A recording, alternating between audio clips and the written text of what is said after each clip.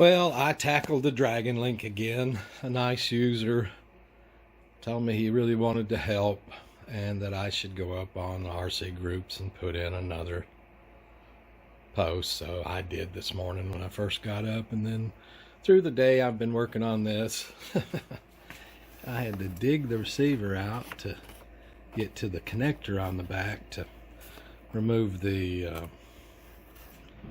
cable from this, because I didn't want to work on inside this. It's just confining.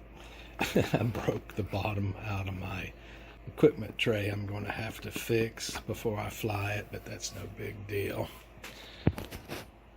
So I just set up a little test. I have a spare bench F765 wing and spare crossfire. So I set it up here, started testing it, just started going through it top to bottom again. Well, right now I am connected. I ended up just pushing it back to the 2020 firmware, setting it up, and then converting it to use the USB cable like I talked about. Right now that USB cable is going in the back of this radio, going in the back of the transmitter right there. The black cable is, the red cable is going over to the flight controller for a different reason. And so far I've been running on that USB cable with no runs, no hits, no errors for 1 hour, 9 minutes, and 54 seconds. Now we'll look at what we got going on the screen. It's 1 hour and 11 minutes now. Link quality's been staying 70 or above. That's neither here nor there. I have reset this window a couple times, so this isn't total data, but so far it's transferred 4.19 megabytes of data at about 1.1k bytes per second, which is good. The link quality's moved around.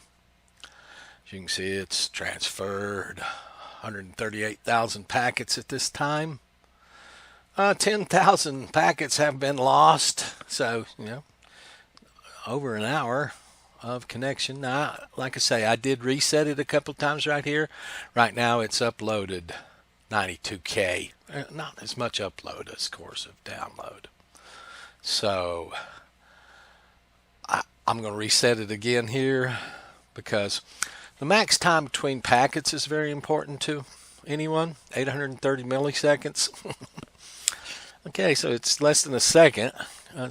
That's how long it takes to talk.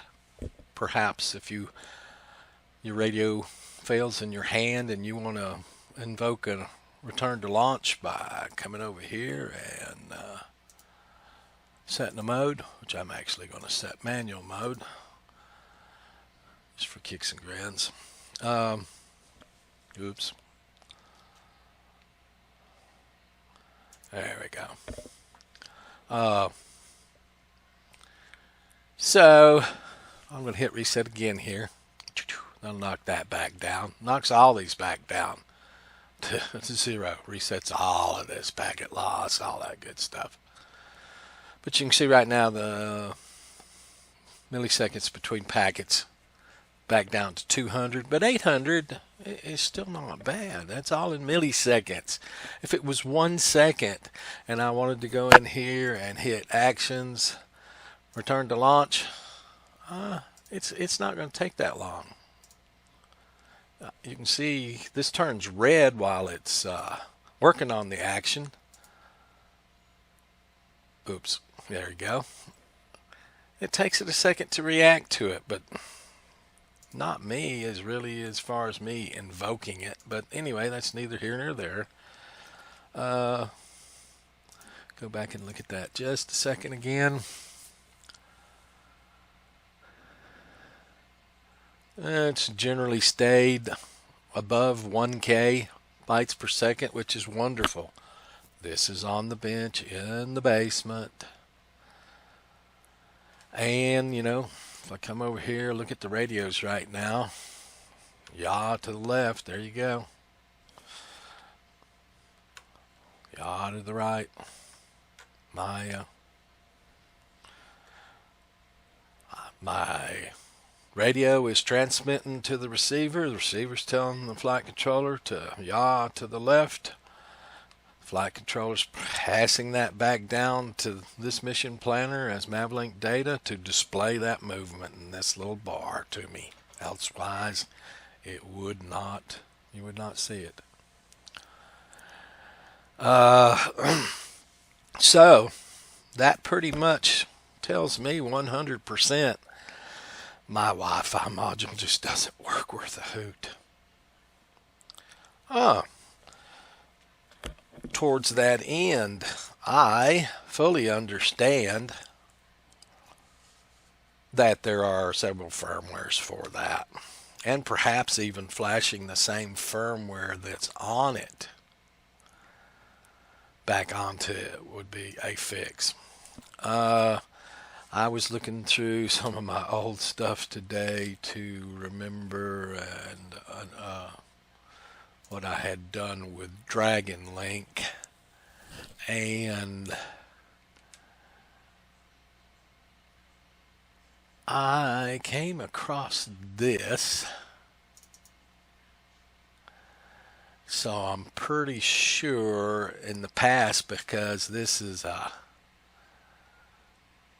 password that I put on there to, you know, when the device is called Dragon Link and the password is Dragon Link, exactly the same, Norton and stuff just really bitches about it.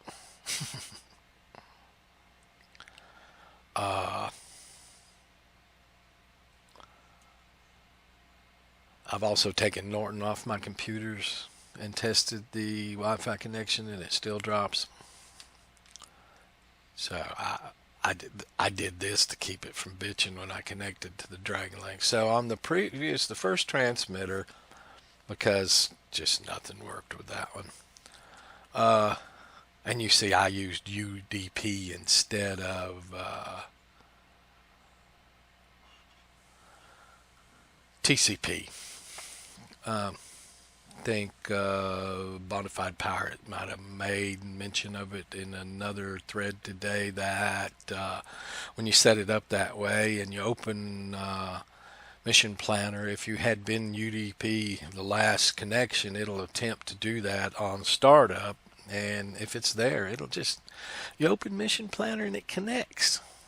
I just didn't have any data throughput. So I guess what I really need to do is that MAV2 pass-through that some other people. So I don't know how soon I will do that, but right now I do know I could fly this again. The suspicion I have, and the only question I would have out of this video would be, I don't think I can flash the 2021 firmware now over the top of this and have this USB cable work. I don't think there's an option 5 in the 2021, I think it's 2021 firmware, that yeah 2021. I'm running the 2020 firmware right now on the transmitter and the receiver so that I could do this USB cable. I guess I'll go ahead and flash it. There is that little flip over sometimes in the beta firmware. The receiver keeps the clear to send, request to send the way it is, and it has to be reversed. But there's generally, it's just flashed the firmware, the 2021 firmware on there. But I think that'll destroy the usage of that USB cable that the 2020 firmware works with, sending the telemetry out the USB cable. I wish somebody could tell me that, if my suspicion is true. of course, tomorrow I'll flash it, and I'll know right after I flash it that it either still works with the USB cable or no longer works with the USB cable. So in addition, well, I could fly it right now on the 2020 firmware using the USB cable between the Dragon Link transmitter and my ground station and get exactly what I want. I just can't use the Wi-Fi module as it came to me.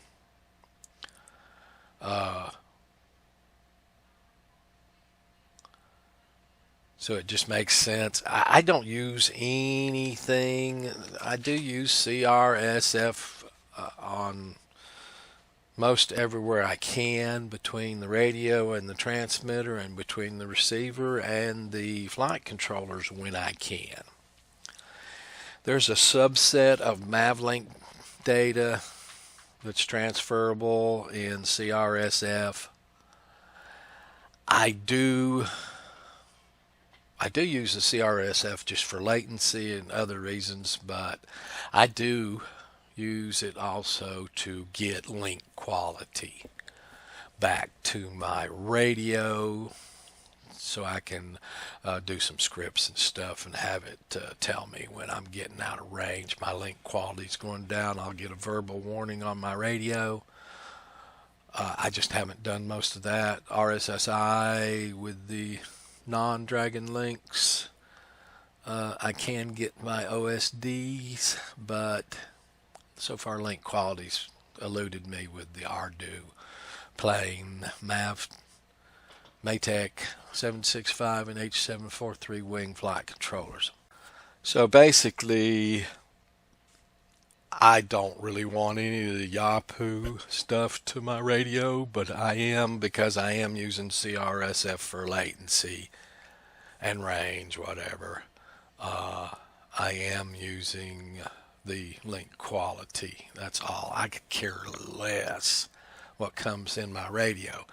That said, the MAV2 pass-through does both the pass-through of the Mavlink data and Yahoo at the same time. It utilizes the data for Yahoo and it passes it through to the Mavlink, whatever you've got, want to connect to Mavlink. Because I don't really need the Yahoo, and I don't really need that much from the telemetry to the radio itself. I don't know right now if just flashing the firmware that's on it would be satisfactory, reflashing the firmware that's currently on it, or the MAV2 pass-through. Like I say, I can see from saved photos that I've done that before. Looks like successfully. What else? That's about it. I guess I'll be playing with Wi-Fi firmwares here until I can make more headway, but it seems like everything in my platform, the wiring, everything set up, everything is fine. And now the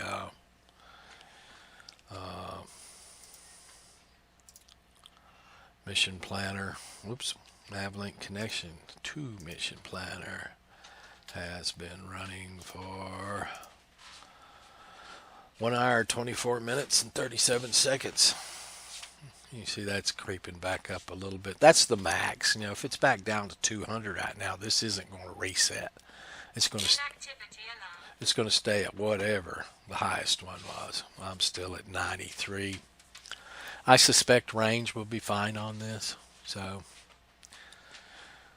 I'm really tired. It's 10:30 at night.